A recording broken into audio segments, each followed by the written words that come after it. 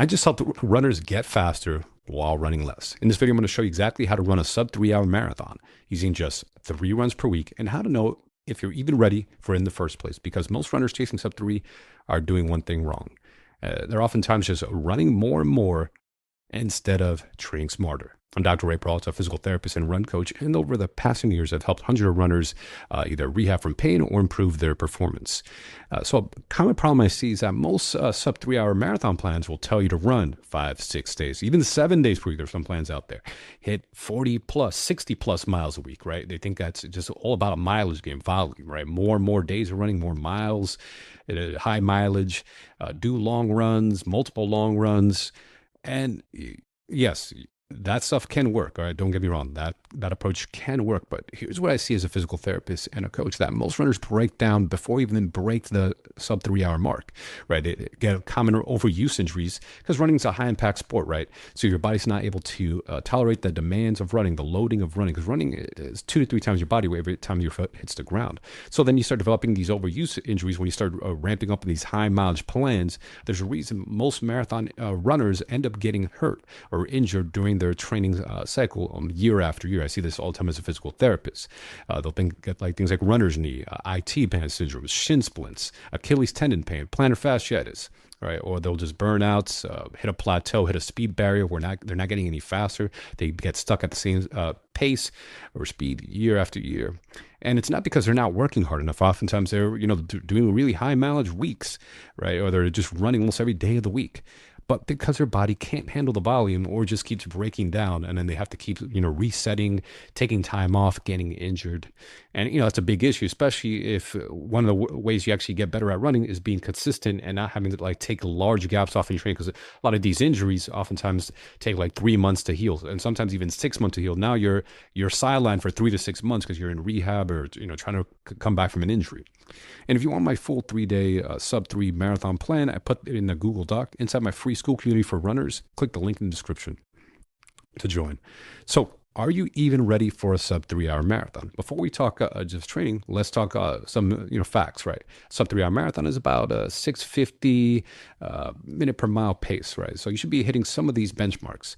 Performance indicators: you should be able to run a 5K in about 18:30 or less, a 10K in about 39 minutes or less, a half marathon in about 125, an hour 25 or less, right? And the half marathon would be kind of your best predictors of how you do on the full marathon. And obviously, if you've done a past marathon already and you're already close to that, that's also another useful indicator as well. So if you already ran like a 3-hour marathon and now you just want to do a sub 3, that's another predictor. But if you're not close to these at all, like you're way off, let's say you're like at a 4-hour marathon or something, or let's say you're at a 2.5-hour half marathon, you don't need a sub 3-hour marathon plan. You need to gradually work your way up there, and it's okay. That's fine. A lot of times we start at different ability levels. It may take you 2 years, it may take you 4 years, depending on where you're starting at, depending if you have other health factors, like perhaps maybe you're obese or overweight, or maybe you have some breathing issues like asthma or some other kind of lung conditions that are affecting you or slowing you down. Maybe you just have general decondition, like you're someone who's been sedentary your whole life and now you just start picking up running. So if you're more of a beginner, go through the proper phases, do run, walk, a method, build up your fitness before you start, jumping from couch to sub 3-hour marathon plan, right? Hey, just finish your first marathon and then, work your way up to doing the sub 3-hour marathon. Then obviously you need to build your speed as well. So, and we're going to talk about how to build speed. And yes, you can build speed even as a beginner or intermediate, and there's ways to do it. But again, you should be at least kind of close to these benchmarks before you consider doing a sub 3-hour marathon training plan or training block. So weekly readiness, you should also be able to handle these 3 quality workouts per week. You should be able to do a quality interval session. There's like a track repeat session. You should be able to go on a tempo run pretty comfortably. So anywhere from 45 minutes to an hour tempo run. You should be able to go on a long run, like about 15 miles, right? You should be able to tolerate at least a 15-mile long run in the same week without breaking down, feeling you need to take a whole week off from training because that long run kicked your butt. If you can't recover from that yet, you're not ready for sub 3-hour training yet. And, again, go back, build up your base, and then come back to this goal at a later time. And this is where most runners mess up. They chase the goal before building capacity. So the smart approach. So again, multiple approaches work, but the approach I would recommend for older runners, injury prone runners, or runners who just want to run every day of the week is to focus on just 3P runs. Instead of running 6 days a week, just 3 runs a week. Instead of just running, 60 plus miles a week, I actually recommend low to moderate miles, about 30 to 35 miles per week, or building up to that, and intervals. So the workout, one of the key works I like to build up your speed and your VO2 max is interval or track repeats. For example, doing 6x800s, 5x1 kilometer, 4 by a mile, or 1600 meter. These build your speed and efficiency. And there's different variations. There's different types of track workouts, I know, but just giving you some sample ideas. You can repeat 400 meter, like 10 by 400 meter repeats as well. And you do this once a week.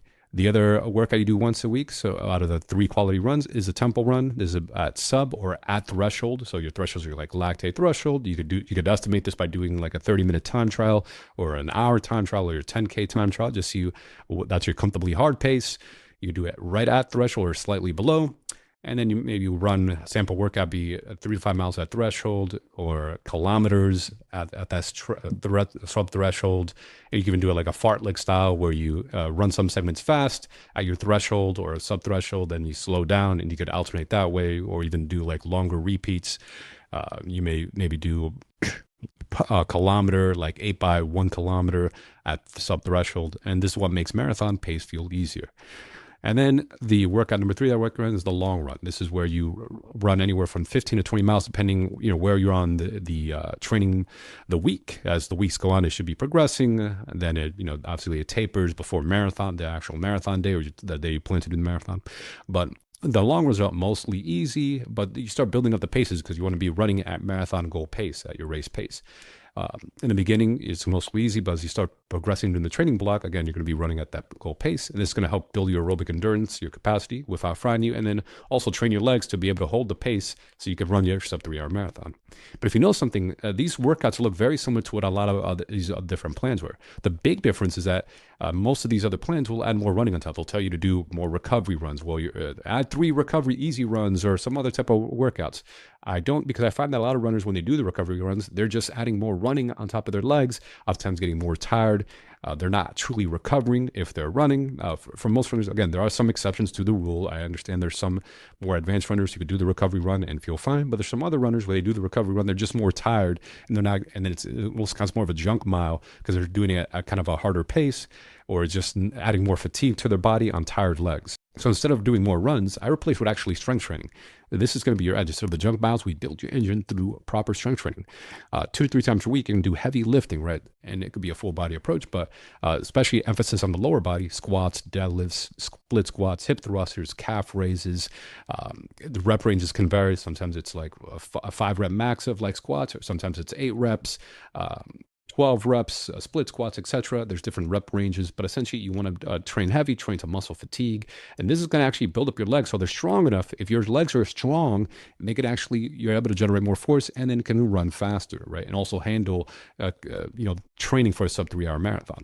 And then explosive work, speed work. There's things like box jumps, squat jumps, speed squats, speed deadlifts, bounding, plyometrics, different types of jumping drills. And this also can be done in addition to in the same day as the heavy lifting, right? But at least the explosive work at least 2 times a week, and then the heavy lifting 2 or 3 times a week. And this could be as part of like a full body approach, or some people like to vary it. Again, there's different ways to train, but essentially you're doing 2 to 3 times a week of the lifting and the explosive work, the heavy lifting, and it's going to make you a stronger, more resilient runner. It's actually going to improve your running efficiency. You can actually look this up, where like your running economy, how efficient you are, your running can improve up towards like anywhere from like 2 to 8% improvement in how efficient you are running. Essentially, you're able to run a faster or longer, you're more fatigue resistant just by doing quality strength training. And I've actually seen some runners who are able to swap out a lot of their running miles, about 30% of the running mileage or your volume, with the strength and explosive training, and actually get faster. And I know people things is counterintuitive because they hear from other coaches, or maybe they've run in the past for following other training plans that tell you, oh, it's just about running. The only way to get better at running is just to run. And I'm telling you, folks, that is a myth. You could actually get better at running by also swapping out some of the run volume with the strength training. And so why this works, again, I talked about the economy, the increased force production. It also reduces your injury risk so you don't break down doing your training more durable, right? And most runners don't lack just general running fitness, right? It's not because they don't have enough cardio. They lack the strength to hold their pace, right? So when you're able to, you're strong enough to actually hold those faster paces. I've done this myself. I actually got myself to like a 6 minute per mile pace just by doing like heavy squats and deadlifts, even though my running plan was the same, has been relatively the same. So add cross training at least 2 times a week. So another thing to build up your aerobic fitness is instead of just running 5 days a week, just 3 runs, then 2 days of cross training. So this could be walking, incline walking, weighted walking, elliptical, biking, rowing, swimming. There's different options. You can just pick whatever cross training you like, your preference. But essentially, you could do the cross training with different programming, almost like a triathlete. How they'll have like a tempo bike run or a long bike run, etc.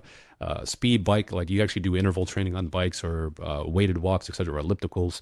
But you build aerobic capacity without the impact, essentially. So this is another way to help build up your aerobic engine and build up your heart and lungs, essentially. So recovery is a secret weapon. Most runners underestimate this, but here's if your body doesn't get better during training, it gets better during recovery. If you're always tired, you're not undertrained, you're under recovered, right? So make sure you're getting enough sleep, right? Sleep at least 7 hours a night. But this is also why the 3 runs per week workout works so well, is because now you're able to recover from the days of running, right? You have the cross training, you have the strength training, and then also do mobility training. It's a thing that's often overlooked. It's a lot of times runners are just way too tight. You don't have to be as flexible as a ballerina, but you shouldn't also be so stiff that it hurts your back just to bend over and tie your shoes. You have some adequate mobility, because mobility also helps you unlock the deeper ranges, unlock your hips, so you're able to run with a more of a string in your step, and also hold the faster paces as you're able to open up the hips, the ankles, etc. Again, your tight areas may differ, so it's very important to see what are your tight areas, to work on them at least 10 minutes per day on daily mobility as well. So I noticed that a lot of my athletes, when they switch to this model, they stop getting injured, they feel stronger in every run, and their pace improves without adding mileage. And most importantly, they're able to stay consistent, and they hit the sub 3 hour marathon time without, again, having to run every day of the week, without running have to consume their life. So I currently have a few spots open to work with me for a private one-to-one coaching, where I help runners build a personalized plan to run faster, stronger, and pain-free. If you want to chase that sub 3 the smart way, a link in the description to apply. First come, first serve. So conclusion, lesson 1, sub 3 isn't about running more, it's about running better. If you're not, lesson 2, if you're not hitting the benchmarks, build the speed first. Lesson 3, strength is a missing link for most runners. Lesson 4, consistency comes from staying healthy, not just grinding harder. So if you want that sub 3 hour marathon, stop trying to survive the training and start building a body that can actually handle it.